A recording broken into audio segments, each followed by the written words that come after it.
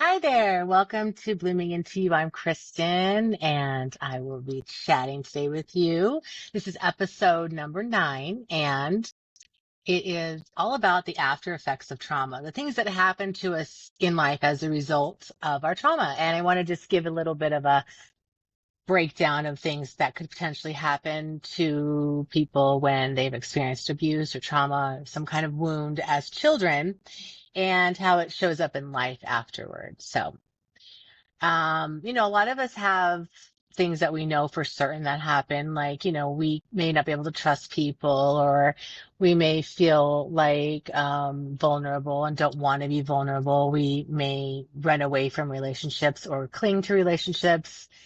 And a lot of the after effects do have to do with our attachment styles, right? So if we're, avoidant, we might, just decide that we're not capable of love or being loved, and we don't want to be clung to and enmeshed with. That scares us to be too close to people, so we're like hyper independent, things like that. So that's just one example, but I'll go into more. But there are different types of after effects. So there's like psychological ones, there's the physical ones like the body, and there are emotional and relational um, after effects that can happen as a result of trauma. So here we go, guys.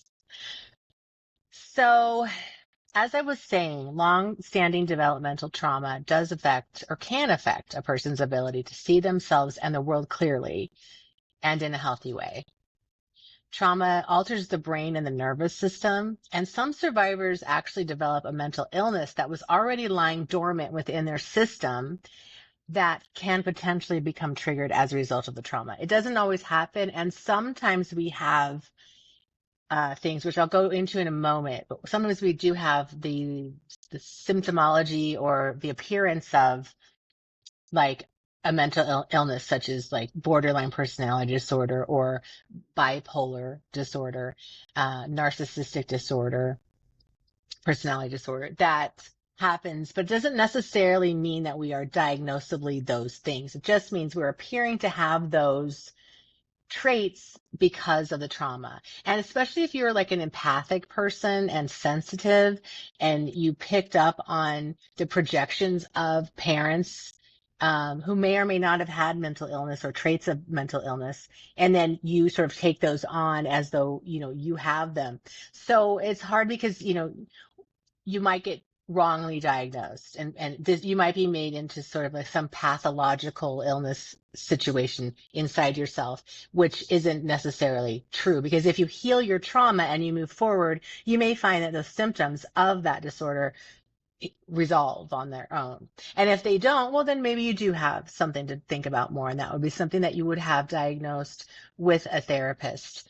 And so for me, to me, it's good to, see a therapist to process past traumas that you maybe haven't discovered yet and that happened to you. And then like for my job as a coach, I help you with moving past the trauma into like a recovery zone where your life changes, your neural pathway changes, your nervous system relaxes, and then you can see where you land and how you're feeling. And if you still have those traits, and like if you're still like if you're like in an abusive relationship, and then you move out of it because you get healthier, you love yourself more, then you see that, oh, I'm not being triggered anymore into this fight or flight that makes me behave in a clingy way, like from my attachment style or my abandonment wounds.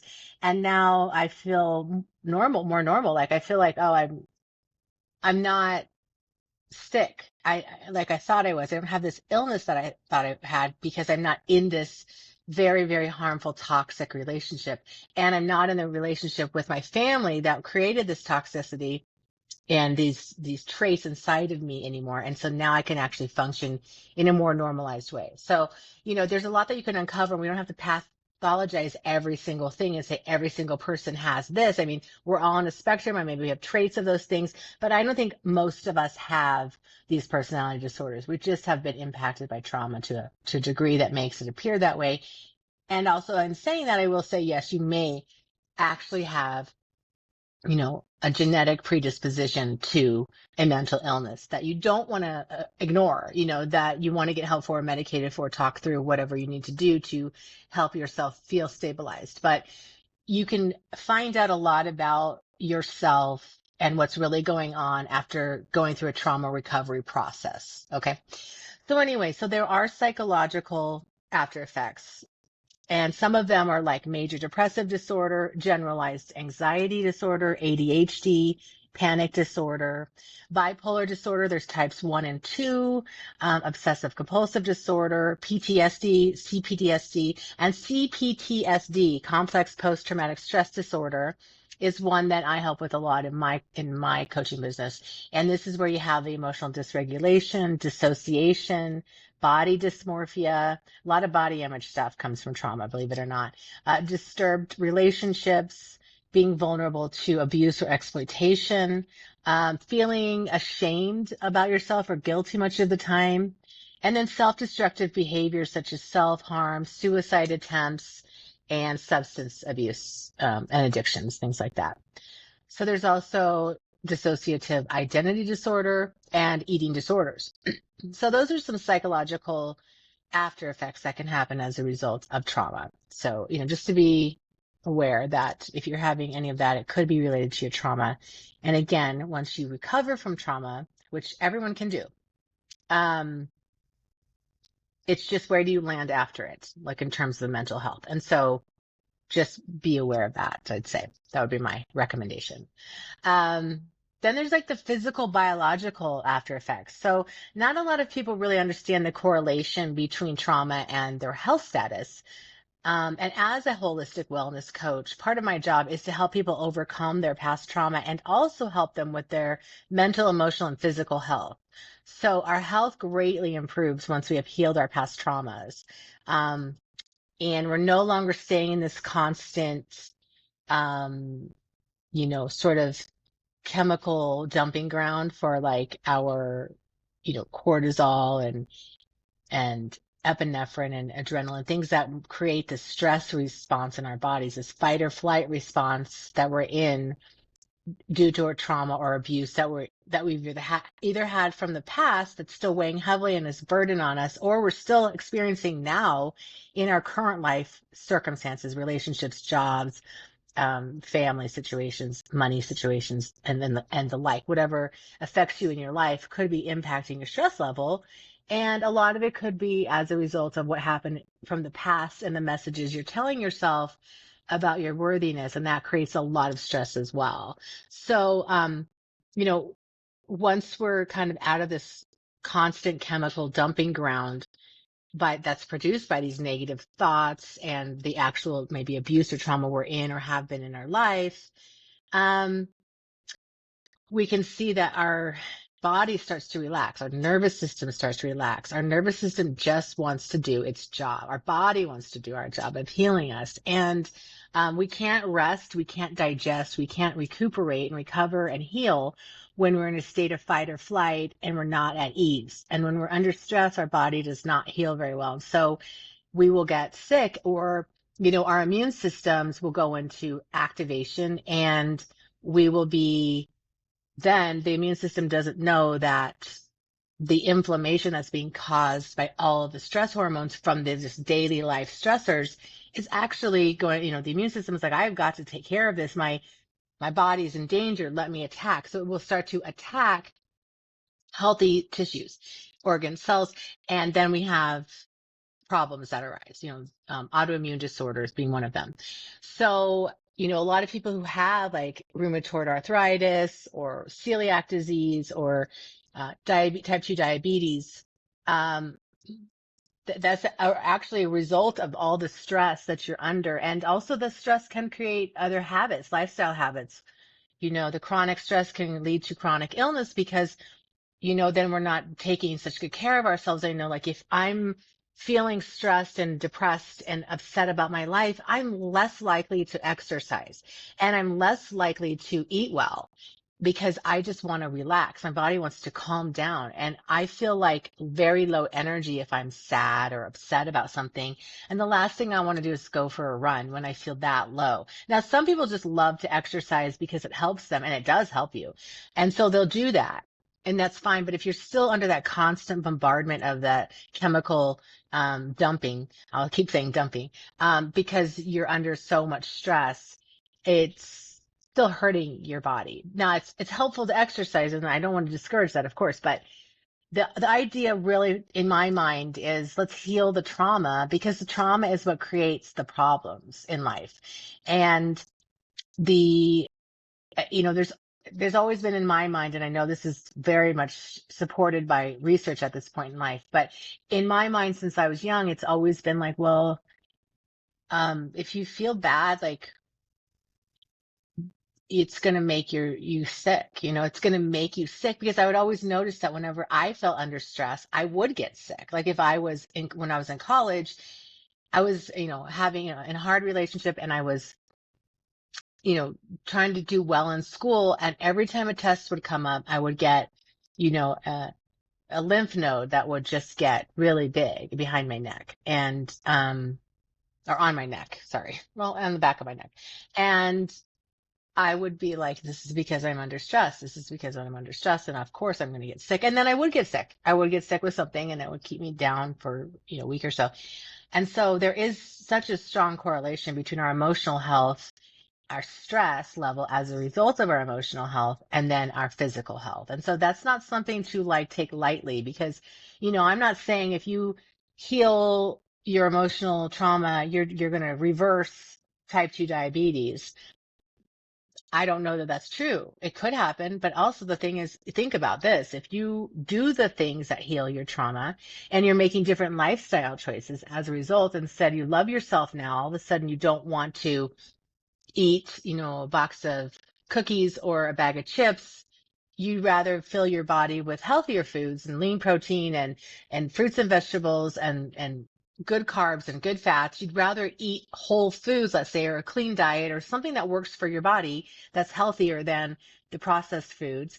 And you feel more energized because you're not burdened by that emotional stuff anymore. And so then you want to go and take a walk, or you want to swim or bike or whatever you like to do, or even just read a book and relax. I mean, whatever you want to do that makes you feel good, it's just going to change your mindset and change your activity level and your energy level.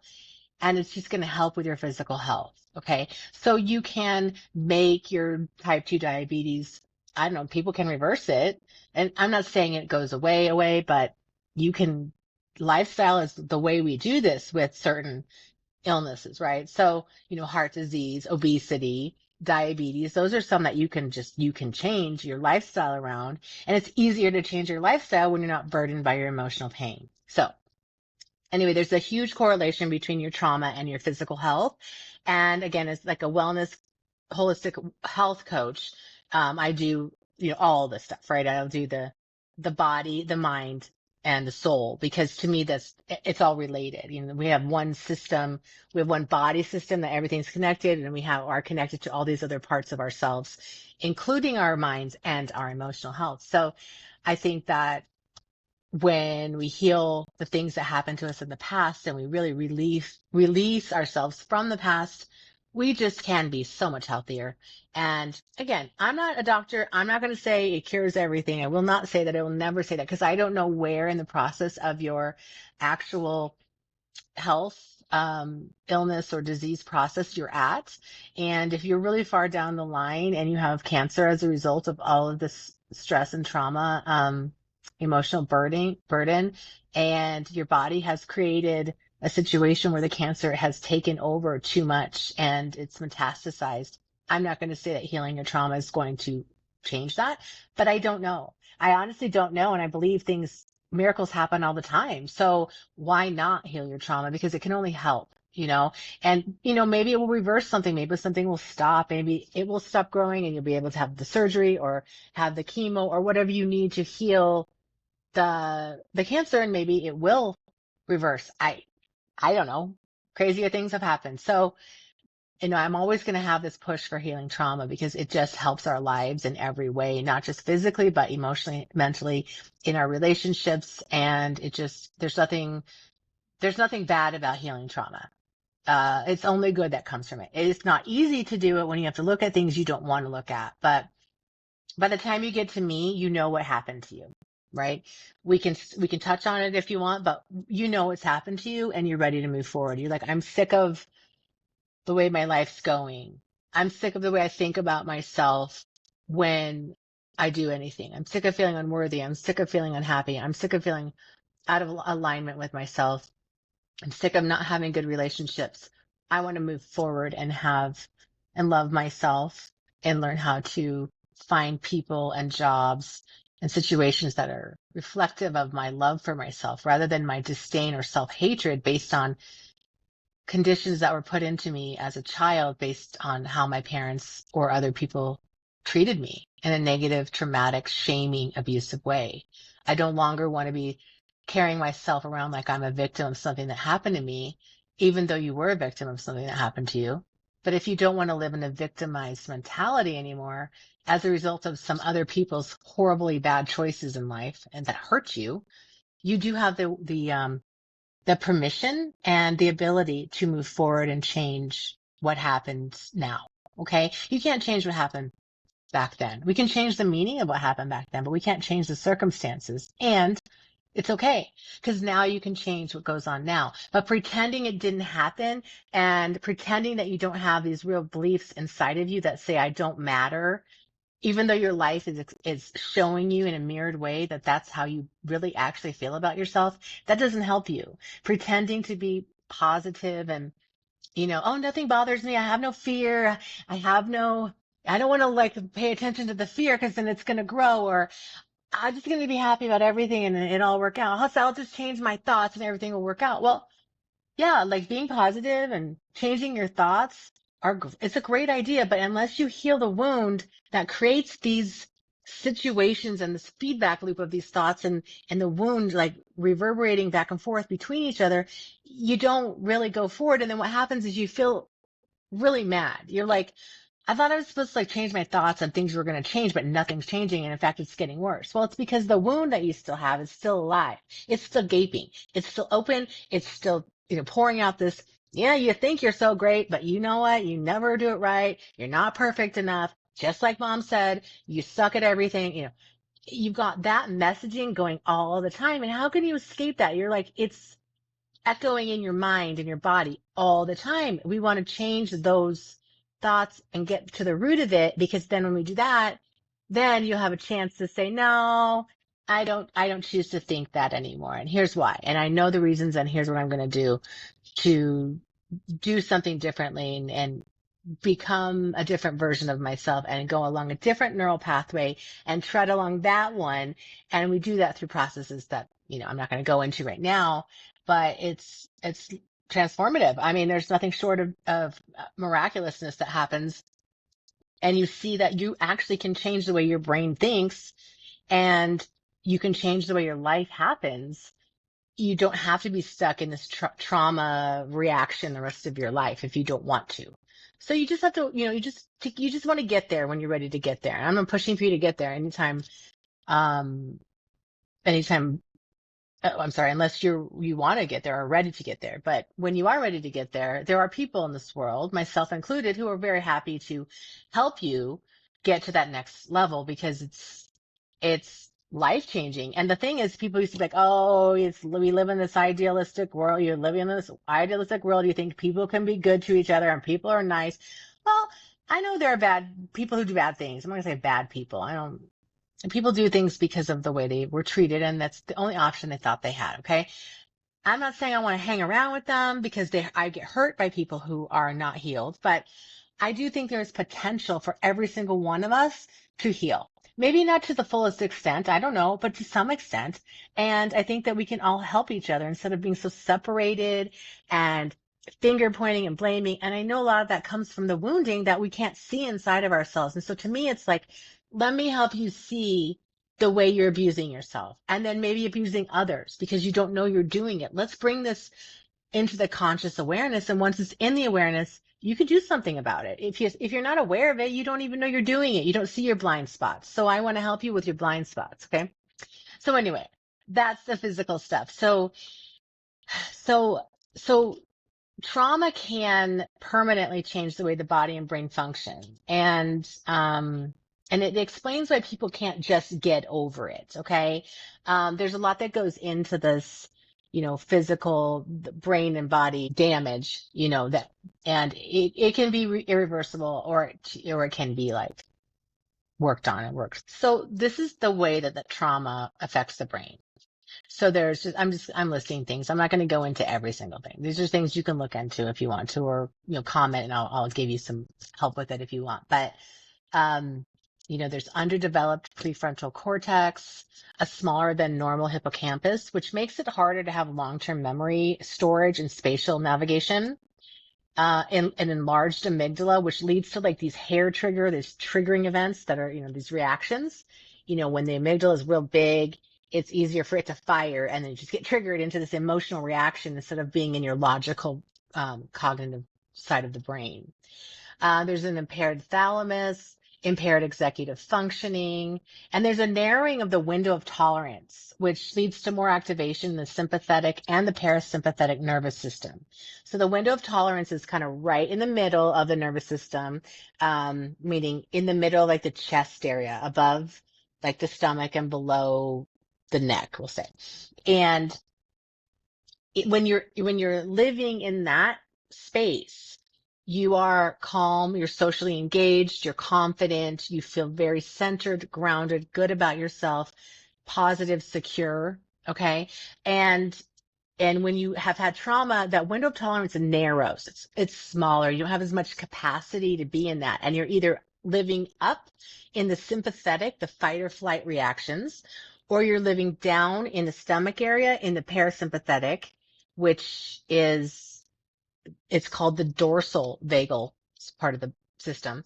And it's a shutdown place. It's a place where you go to numb out, to sleep, to have addictions, to be lazy, whatever it is that makes you shut down. And if it gets shut down enough, there is sometimes the desire to not be here anymore, to commit suicide.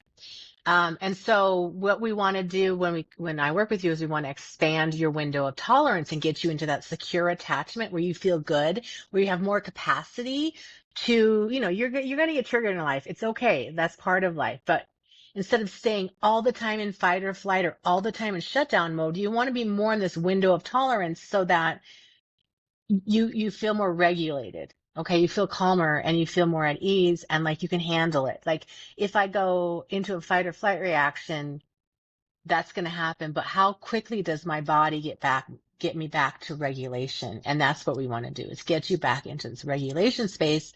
Cause then you're calmer. You can think, cause when your emotions are calm and you're in this window of tolerance that's very secure and you're feeling good, you can think through, you can reframe things. You don't have to take things so personally. You can come up with new plans, new creative ways of going through your life, looking for a different job or writing to-do lists and getting them done. When you're activated and you're in this sympathetic fight or flight and your amygdala is being triggered and you're feeling very ungrounded and very emotional, you can't think logically. The parts of your brain don't connect in a way that makes it easy for the logical brain to come on board and get, your executive functioning in order again.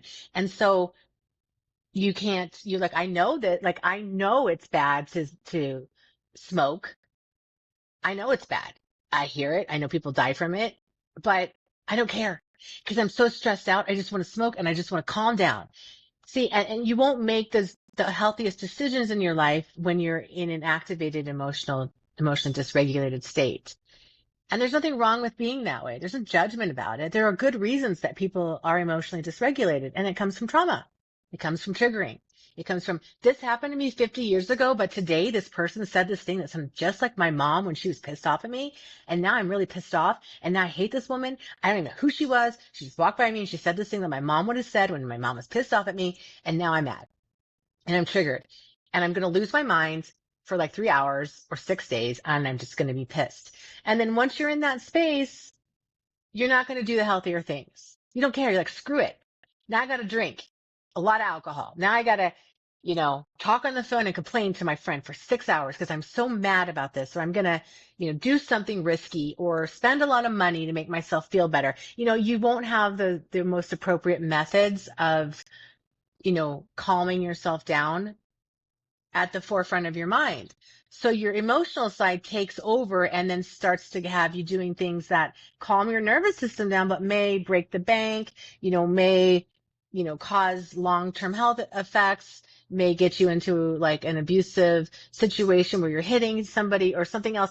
And so the idea is to help you get regulated, to help you with those old triggers so they're not so intense so that you can regulate faster and make better decisions. Okay. So that's part of the whole narrowing of the window of tolerance that happens as a result of trauma. There's also memory deficits. People can't remember things just because your brain does not function very well when there's a lot of emotional stress going on from the trauma. So, when something life-threatening happens, our bodies do dump all those chemicals like adrenaline, cortisol, and steroids into our system, and it helps us prepare for that fight or flight response in order to survive. Like if something really was happening in life-threatening situation, like you are being chased by an animal or you are in a fire, you have to do stuff at those times, do things at those times that save your life, right? So your body is so wise. It needs to jump into action without you thinking a lot about it. And that's great for when you're in a situation where you need it. But when you're in a constant everyday in your job, in your relationship, in this fight or flight where you're having all these chemicals dumping, because your body doesn't know the difference between the tiger chasing you and your husband hitting you. Like it's just, this is, or really not even hitting you. Let's just say your husband's nagging at you or your wife is, yelling and telling you you're a horrible person all the time. It puts you into a stress response where you feel like you have to do something. You have to either fight back or you have to run away. And if you're in a daily situation, like being chased by a tiger is not a daily situation. If that ever happens in anyone's life, it's probably going to happen one time. and I'm not sure you're going to make it out of there anyway, but I'm just saying you have the potential to use those chemicals for good, for your safety and your survival if needed. But if you're using them every single day or every other day or weekly in your relationship, that's not good for your body. That's destroying your body. And so over long periods of this happening, this is very detrimental for our physical health. And so again, the long-term abuse and trauma create a situation where the body will always continually be flooded with the chemicals, and exposure to these chemicals also damages our brains. And it does cause brain damage, as I was saying earlier. And so does long-term abuse. So when our brain is out of order as a result of this trauma, the parts of the brain don't line up well, and the logical and reasonable part of the brain goes offline, as I was saying earlier, and then the emotional part of the brain increases and takes over and determines a lot of our actions. And again, it may not be making the best choices. Like the logical brain can think through this and go, well, it really wouldn't be good to, drink a fifth of vodka right now. It's probably a better idea to just, go calm down, take a bath, relax, take some deep breaths, do some breathing, instead of numbing out on things that are going to hurt us even more long term, right? But you can't think as straight, as clearly when you're activated and emotional. And so, these are just reasons to consider where you're at in your life. What are you feeling a level of harmony and peace inside of yourself? Are you feeling really activated and in pain a lot of the time based on your relationships or your job or whatever is causing this fight or flight?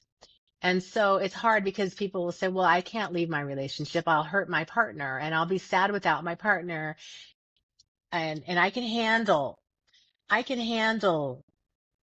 her meanness or his demeaning attitude. I can handle it. It's fine. I just put myself aside and I just avoid conflict and it gets better. And then we're fine. And that's, and as I talked about in the Cycle of Abuse podcast last week, or a couple weeks ago, I'm sorry. It is killing you because, I understand the addictiveness of the trauma bond. I do. I really promise I do. But it's like this. I love my partner, but I have to love me more. I have to love myself more. There's no way any of us are going to be okay if we don't love ourselves first. And that means taking care of our health. That means taking care of our minds and our emotions. And if we find that as we heal and we grow and our partner decides to heal and grow with us, it's great. And if they don't, maybe we take a pause and we move away and we say, well, if we're really meant to be together, we'll come back together, and we'll both be in a better place, in a healthier place.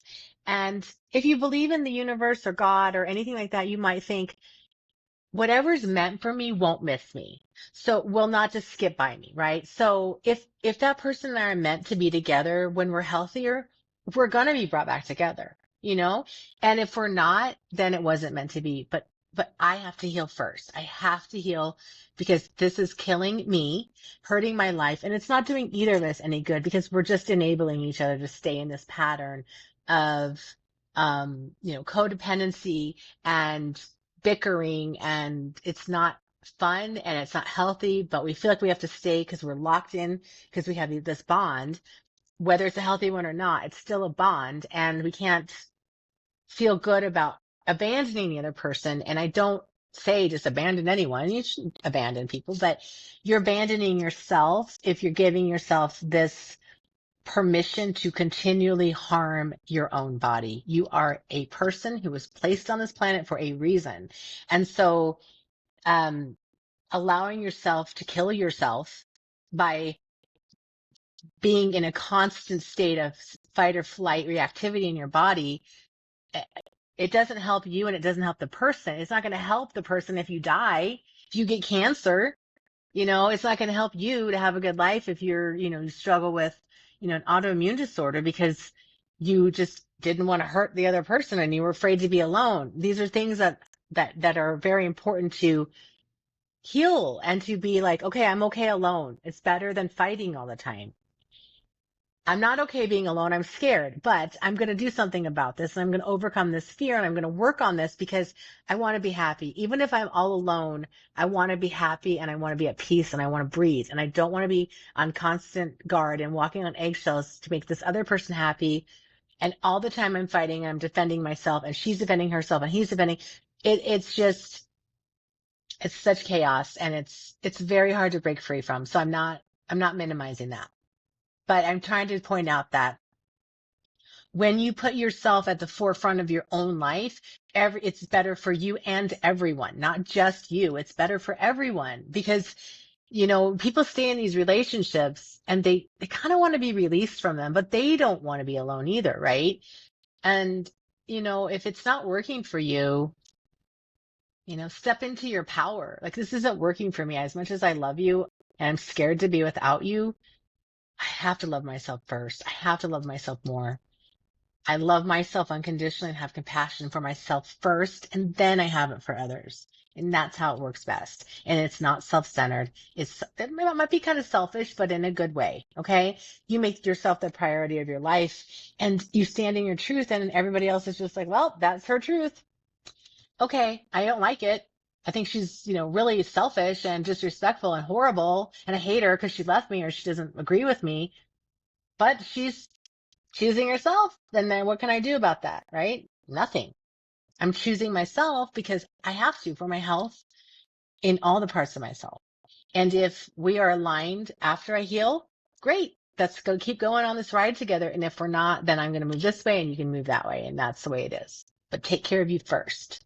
That's very, very, very important. And I know people say that a lot, but as you can see, when you're just doing the thing for other people, you're getting yourself in a situation where you're just hurting your own life physically. And our physical health is very important to us in this world. We're all afraid of dying. So we all want to be healthy. We all know we're going to die, but we're all afraid of dying and we don't want to die of some scary, scary disease. But we can actually do things about a lot of these diseases. And lifestyle is really a big way we change it. And the way we think about ourselves and healing our past trauma is also the way we help heal our bodies.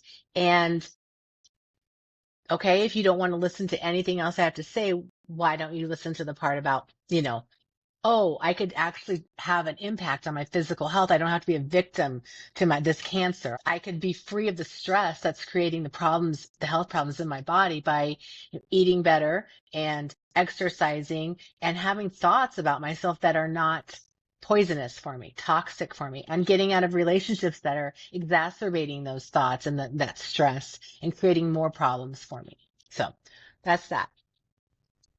So the capacity to process the chemicals that prevent and cause depression, anxiety, and other mental illnesses are also damaged. And that means that the neurotransmitters in your brain lose their ability to absorb, produce, and reuptake norepinephrine and serotonin, which leads to mood and anxiety disorders if those are dysregulated or are unable to be processed and used by the body. And, as I was saying earlier, there's the inflammation that is created by all those chemicals, those stress hormones being, released, the cortisol and adrenaline, for instance, and that can lead to things like celiac disease, type 2 diabetes, fibromyalgia, rheumatoid arthritis, chronic fatigue syndrome, thyroid issues, multiple sclerosis, migraines, cancers, and epigenetic DNA changes. Like your DNA can change as a result of trauma. And that's crazy, right? All the way down to the DNA level, we have, changes that can happen. And that's pretty huge. That's pretty huge when really stress is the number one killer. And what we need to do is find ways to relieve stress. Breathing, exercise are great things to do as a supplement to that kind of living. But again, I'll say when you have constant bullying going on inside yourself and from outside yourself, right? Because if you're bullying yourself and telling yourself you're unworthy, you're going to bring people to you that are going to reflect that and enhance that belief. You'll have people who will say, oh yeah, you really aren't worthy, right? Yeah, you're really bad. You're really bad. You'll be living in such a way from these thoughts of being unworthy that you show up in an energy of unworthiness. And then people have no choice but to treat you the way you're showing up. Like you show up rejecting yourself, they're going to reject you. And you're going to be like, you're rejecting me. Well, you reject you first. Whatever happens on the outside of you happens on the inside first. So you show up in this place of like, I'm not good enough unless I'm proving that I'm good enough and earning love all the time. You're going to find people who are going to make you earn love. And they're going to be so just happy having you cater to their every need constantly. And it's stressful for you because your life isn't about serving other people to that degree. Like, sure, we can serve people, but it has to be reciprocal. I give to you, you give to me in some way, right? I do a job, you pay me for it. I do the dishes, you make the dinner. There has to be a give and take of energy. It can't just be, I'm here to service you the rest of my life so that you feel wonderful, so I don't have to be alone, so that you'll feel good and I'll feel good knowing I helped you, raise yourself up. But in the meantime, my energy is being depleted and I'm getting sick and I'm going to lay over here and just die right now. It can't be like that. That's not why you're here. Your life is just as important. I keep saying this. Your life is just as important as anyone else's, not less than and not more than. It's just as important. And you have things you have to do that you wanted to do in this life. And the other person does as well, and other people do as well. But your job isn't to be an indentured servant to somebody because you're afraid they're going to get mad at you. Okay? They're not your parent. And if they're your partner in business or in romance, or they're your friend, there's a balance that has to happen between adults. That is fair and equitable. Not my whole entire existence revolves around making you happy because I needed to make mommy happy or daddy happy and I couldn't. So I'm going to do this for you now. And hopefully it'll make up for all the times I needed the love. You're just helping service somebody so that you'll get the love that you didn't get from somebody else. That's what you want to heal. that stuff that you didn't get back then, because you don't want to play that out again in adult lives. But that's what everyone does when they have trauma from childhood. So you want to heal the trauma from childhood and then make better relationship choices going forward. I hope that makes sense. So then we have emotional and relational um, after effects of trauma. So damage to emotional expression affects how people relate to other people. And this is because the inability to be able to form healthy relationships from the earliest part of life affects how a person interprets themselves emotionally. When children are not mirrored back to them when they're young, what healthy love and expression of emotions really looks and feels like, um, their inner connection to themselves is broken. And then it breaks their connection with other people. So if a child is crying and they're not comforted or they're not told, oh, you must be sad, or did you get hurt? What happened? Like, you're sad. Like, you mirror to them what's going on. You explain to them what they're doing, because children don't know that they're crying. They don't know that they're sad. You might ask them, you don't have to tell them how they're feeling. You can ask them, are you sad? Yeah. Or are you hurt because you fell? Yeah. Like, whatever it is.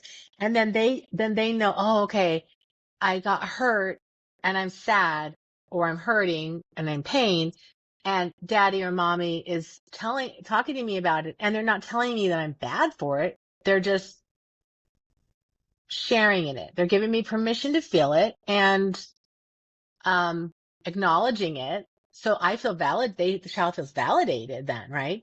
And then they have the capacity to know that it's okay to cry, right? It's okay to be upset if you're upset, and pain if you're in pain, and not be shamed for it. But if children aren't told it's okay to cry, for instance, and they're shamed for it, and they're told, oh, stop being a baby. Okay, well, even if you're 40 and you cry, you're not a baby. But when you're 2 and you're crying, guess what? You are a baby. I don't care if you're a boy baby or a girl baby. If you're 2 years old, children don't have language. They have to cry. They have to make sounds. That's how they communicate. And when a child is crying when they're 2 years old, they're trying to tell you something. They're trying to tell you, I'm tired, I'm hungry, I'm sad, I'm scared. They're trying to tell you something, and you have to decipher what that is. If you're a parent, you sit there with your child and try to decipher, okay, what happened? And you try to explain with language what happened until they know. So, oh yeah, if they feel it in their bodies and go, yeah, that was hurt. I fell down, and just because they fell down 3 inches or 12 inches, we'll say, doesn't mean that they're not hurt, because maybe they're not really hurt. Maybe it scared them. And when children or adults fall down and get scared, they cry or they're scared. I mean, they're going to react in some way. The problem in the world is telling people they're wrong for how they feel, because your GPS, your feelings are your GPS system, and they tell you what's good for you and what's not good for you. It helps you with your intuition and knowing your boundaries. And when people tell you you're wrong for how you feel, that is one of the cruelest things that we do to people on this planet. It is one of the absolute worst things. I literally cannot stand that, because why are you going to judge me for crying over something that's making me sad? How is it not okay for me to feel how I feel, right? Don't sit there and tell me I can't cry over something I'm sad. Like, I'm a person who gets angry when I'm afraid. And then I get met with, you're just always so angry. I'm like, no, what happened there scared me. And my reaction is anger. And I'm explaining this to you because I want you to understand me more, right? And so if I'm getting angry when you're telling me something that's frightening, it's not because I'm an angry person. It's because I'm scared and my reaction is anger. And that's just my thing. Is it healthy to do it? I don't know. Probably not. But it's feeling it. And that's what I do. And then in a little while, I'll calm down. I might cry. I might just move through it and be done with it. And that's how children are. They cry and then they get over it. And then they're playing 5 minutes later and they're fine. They don't hold on to what happened, and then they forget. They move on. Okay.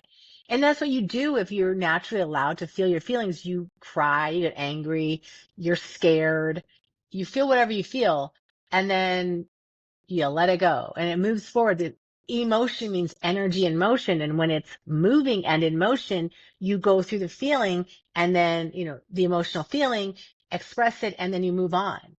if you're told you're wrong or you're a baby or something, you don't let go. Then you just think, oh no, I better not cry anymore. They're going to think I'm a baby. There's something wrong with me.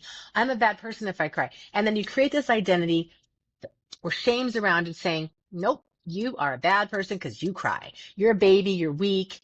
You know, all these things that are not true about you just because you're having an emotional expression. You were born to have emotions. This is not just like you're born to digest your food. You're born to have emotions. It's part of being a human being and it's a way to navigate your life. So it's very unfair that people do this. And I'd say, even if you were told this as a child that it's not okay to cry, forget that. That's not true. Somebody who didn't know something about that told you the wrong thing. And a lot of things that people told us when we were children are not true about us at all. They're just actual lies. And they only told us that because that's what they thought they needed to do to protect us and make us stronger. But instead, it makes our lives fall apart. It makes us feel weaker because when you don't have the connection to your emotions, you're not allowed to be your authentic self. And then you feel lost and you feel very disconnected from the world and who you really are. And it's a mess. So just sit down and cry. Just do it. I'm always going to say crying because tears are very healing. And people say that, but literally tears release toxins from your body and stress hormones from your body. And that's a good thing. So there's nothing wrong with crying. Okay. Men who are listening, nothing wrong with crying. Women who have men in their lives, nothing wrong with crying. Please, I know people say that, but it's actually true, like psychologically and biochemically. It's good. It's good for your whole self. So, when your connection to yourself is broken and then the connection with others is broken, it creates a desire to seek isolation and to really keep disconnecting from others more and more. And this is very often seen in a dismissive, avoidant person attachment style because they did work at turning off their needs at a very young age. And it's harder for them to form true relationships until they get some help for it because they were they were emotionally neglected and their needs were not allowed to be met. I mean, they weren't given, their needs weren't met and they weren't allowed to be themselves. They weren't allowed to have emotional reactions because somebody in their life didn't think it was okay, ignored them when they were hurting, told them they were wrong, and that made them shut down their needs. And so when they're in a relationship as an adult and they have somebody who's crying and upset, they can't handle it. They don't know how to handle it because they were never mirrored that it's okay to cry. And so they can't handle it when their partner or somebody else in their life cries. It's very scary. It's very like, I have no idea how to handle you right now. You're crying and being angry. I don't understand it. Like, why? I don't know what to do. It's very terrifying for me. And now I'm going to shut down and I'm going to move away from you more. Even in your time of distress, I physically and mentally and emotionally cannot handle your emotions. I cannot hold you in this because I don't know how to. I was never taught to, and I don't know we never talked about emotions as a child. I have no idea what to do. So I'm going to just move away, and I might even break up with you because I can't deal with you're too emotional.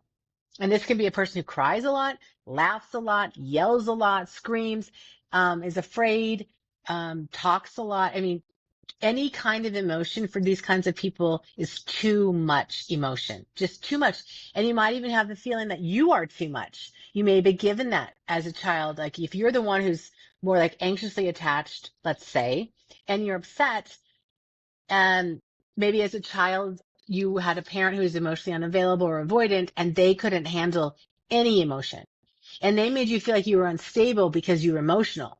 Even if you were laughing hysterically at something funny, they simply cannot handle emotions and holding them. And they may have made you feel like you were too much. And that's traumatic, right? And so you want to heal that false story, belief, or identity that you were given that you're too much because you're not too much because you were just expressing emotions that you authentically needed to express in that moment, in those moments as a child that somebody said to you no. So you may go find somebody who's avoidant in your life to try to repeat or change or restore some kind of needs that you didn't get from the parent that was avoidant when you were a child, and you're going to run into the same problem. That partner won't be able to handle your emotions and may say that you're too much as well. And it's just the same cycle. That's the same pattern that repeats itself. And that's part of what we do when we coach is pattern breaking. The pattern that you have of finding a very familiar, loving partner who's very similar to the parent that may have hurt you. Okay. And, and that's, that may or may not be something you want to break. It just seems very painful to me to be in a relationship and bumping your head against the wall constantly because you can never get this man or this woman to see you and love you, and because of their own trauma. But the thing is, when you love yourself and you work on healing and loving yourself, you realize you don't need that person anymore. If they can't meet you where you're at and love you at the same level you're at, and they're going to not hold you in your emotional reactions and responses and that are warranted and okay to have, you're not getting the support that you need. And you may decide that you don't want to be with somebody who can't love you, really love you and see you and accept you for all of you, your good feelings, your bad feelings, your light, your dark. If they haven't healed and they can't hold you there and be with you and support you and love you, even in your time of need and sadness, you might decide you need to walk away. But that's only going to happen if you love yourself and you heal. And same thing with the avoidant. They can learn to heal as well. And when they learn to heal, they can become securely attached and they can have more capacity to hold space for other people. It's beautiful when we heal. So we can all heal our attachment wounds. Even avoidance can, anxiously attached people can, disorganized, we can all heal. And it's good. And if you're securely attached already, wonderful. Good for you. You're so lucky. So many of us are not. So when you're in relational and emotional, when you have the relational or emotional after effects, you might have a sense of learned helplessness in your life and relationships, impaired brain integration between the right and left hemispheres, and your body. And again, and there's a disconnect in the vagus nerve, which is that nerve that runs all around. It's the wanderer nerve. It runs all around, from our brain stem all the way down to like our stomach area. And it's where we have that window of tolerance and that dorsal vagal shutdown, or the sympathetic fight or flight. It's the nerve that controls all of that. And at different parts of the body, it has different reactions. And so you can have a disconnect in the vagus nerve between the brain and the body, which then can fire up that fight or flight or shut you down into dorsal. And so that can happen as a result of trauma.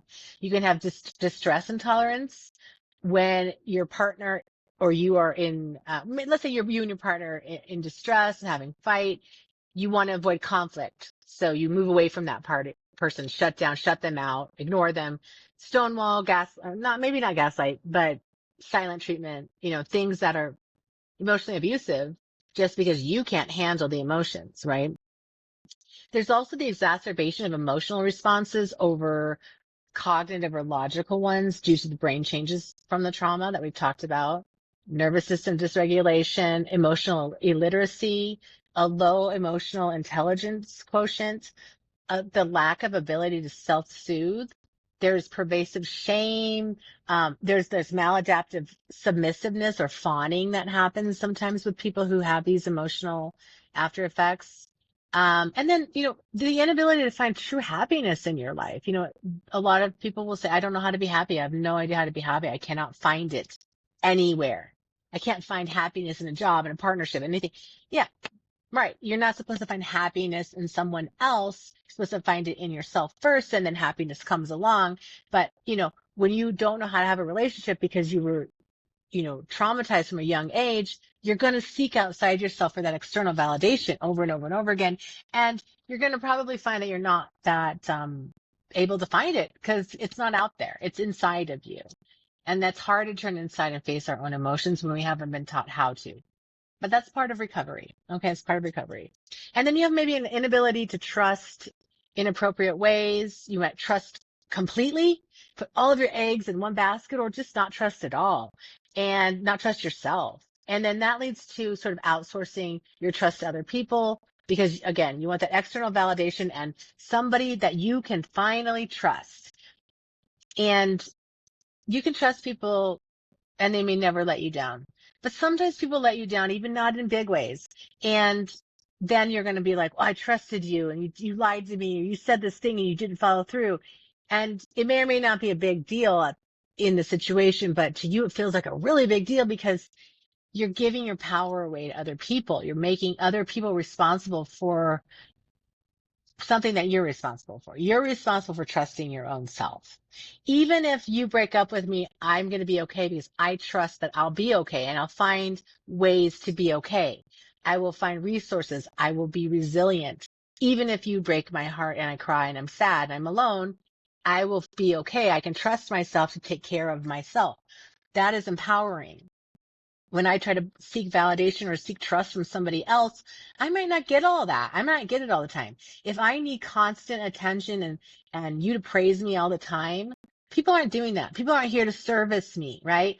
We're not here to service other people. So you're there serving everybody, but they're not giving back to you and they're not validating you. Well, guess what? That's not their job. It's your job to validate yourself always. And that's why I say love yourself first. Validating yourself and giving yourself internal validation, that's loving yourself. It's empowering yourself. Loving yourself includes empowerment. It's, I can do this. I'm strong for myself. I don't need other people to make me feel good or bad. I can do this myself. I can make myself good or bad anytime I want. You know, you're a sovereign being, you're self-reliant, you're capable of creating all the life you need from the inside, and that will be reflected on the outside. But when you're outsourcing to other people, you're going to get let down at some point. You're just going to, whether that's once in a while or all the time. If you seek that validation from them and need them to constantly prop you up and tell you you're wonderful and beautiful and hot and sexy and intelligent and all the things, people won't do it. They won't. They're not thinking of it. They're thinking of their own stuff they have to do and their own ways they want external validation, right? They're not thinking about propping you up because people don't really, we think people think about it so much and they really don't. They really don't. They're thinking about themselves. So it doesn't really matter what you do. Uh, if you just decide to go and heal yourself and like go into a cave for 6 months or 2 years and just heal yourself, half the world would be like, oh, I haven't seen you in a while. Where you been? They wouldn't probably even notice you were gone. And that's sad to say. I mean, some people would obviously, but they're not making their lives about you unless they need you for some reason. And then they'll be upset if you're gone. But otherwise, people are doing their own things and they're trying to get love from people because they don't know how to do it for themselves. And so when we all learn to do it for ourselves, we can have better relationships because we're not seeking something from people and we're not being demanded to give to people. Everyone takes care of themselves and then we kind of walk along side by side, living in harmony rather than everyone's chaotic and mad because this person didn't do this and this person said this and I'm so offended by this. And it's a mess. It's a mess. If we love ourselves, we won't expect other people to fill our cups up. We'll fill them up for ourselves so we don't have to take it personally when somebody doesn't do what we want because we realize I can do this for myself and they have their own life and that's okay. And we'll see each other later when we can. Okay. It's real simple then. It's really simple. It's not complicated then. It's just like, I have my stuff. You have your stuff. I respect you. You respect me. We hang out. We have fun. And then we go home and we see each other when we see each other. And that's it. Or we live together and I do my part and you do your part and we watch TV together and we talk and I just like to do fun romantic things together and you go to your job and I go to my job and we're friends who love each other romantically, so it becomes like a, very symbiotic relationship. It doesn't have to be this bartering transactional thing where you do it for me and then I'll do it for you. And if you don't do it for me, then I'm not going to do it for you. And what about you? And what about me? It doesn't have to be tit for tat or competitive. It can just be real simple, straightforward, easy. Relationships can be easy, believe it or not. I mean, it can be. And take my word for it. You don't have to believe me, but that's the truth. So survivors of trauma feel safe remaining in their uncomfortable comfort zones, and they often settle for less than they deserve in order to avoid conflict with their partner or others in their life. And like I said earlier, they fear abandoning people unnecessarily, even if the people are not good for them or to them. And often the control and manipulation they experience with a romantic partner is misinterpreted as control or jealousy and possessiveness. They are those things. It's misinterpreted as love, right? Like, oh, I love you so much. I'm so jealous if you talk to that person because I love you and I just want you all for myself. And that can feel good to a trauma survivor who's never had someone really act like they care about them, it can feel really good to your system. But, jealousy, possessiveness, and control and manipulation are not good. They're not good. Those aren't good ways to be treated. A person who loves you, respects you, gives you space to come and go as you please. Okay. If you decide that you need to go and be with somebody else and it makes me jealous, that's my problem. We weren't meant to be together anymore. I'm sad. My trust has been broken. I'm going to have to deal with the after effects of that, and it's going to hurt. And I'm going to go take care of myself, because if you want to be with me, be with me. If you don't, there's the door, and that's fine. And I will deal with that. I will be okay. It will hurt, but you obviously have other things to do with other people. Go do that. But I'm not going to be sticking around here for that, because that hurts me. And I'm sad, because I loved you. I do love you, and you're choosing somebody else. But, you know, but I'm not going to sit here and be a jealous person and like freak out and try to control you and make you stay with me and own you, because I don't own you. You have your own journey. If your journey isn't with me, then it's with somebody else or other people. That's your journey. It's not for me to say. But sitting here being jealous and possessive because I'm scared to be alone, no, that's disempowering for me. Okay. My jealousy and my possessiveness means I'm comparing myself to somebody else, and I don't need to compare myself to somebody else, because I am who I am. I'm unique. I'm wonderful. I'm beautiful. I'm talented. I'm smart. I love people. I care. I have a lot of good qualities. And if those good qualities don't mesh with you and we don't jive, then there's somebody else who's better for you. Go for it. Okay. And somebody else who's better for me will come along eventually. Right. I mean, that's fair. That's sad, but that's how life should be. Not this transactional, you need to do for me or else I won't survive, and I'll do for you if I feel like it. It's just, that's messy. Messy. Can you see that's messy? So when you allow yourself to be in a position where you're being controlled and manipulated by somebody who's jealous and possessive, it leaves you vulnerable to predators like narcissists and others with personality disorders, and to sociopaths and psychopaths, and like emotionally abusive or other types of people. Because often maybe you were groomed, right? Because you were groomed. This whole thing is the after effects of trauma, and it's with this developmental trauma from childhood in mind. So a lot of this is you were groomed to expect these kinds of relationships. And when you're treated in a certain way as a child, you're going to find partners treat you the same way as an adult, and you're in that cycling, that patterning, right? And the generational trauma continues from that. So this all can lead also to codependency and addictions. And I'll talk more about addictions in an upcoming episode. But there are some kinds of addictions like, alcohol and drugs, shopping, food, gambling, sex, love, work. And addiction is the persistent need and the compulsive dependence upon a substance, activity, or thinking, or people. And relating to trauma, addictions to substances, people, or processes is about filling the void that was left, that disconnection that was created from yourself through the trauma or neglect or abuse.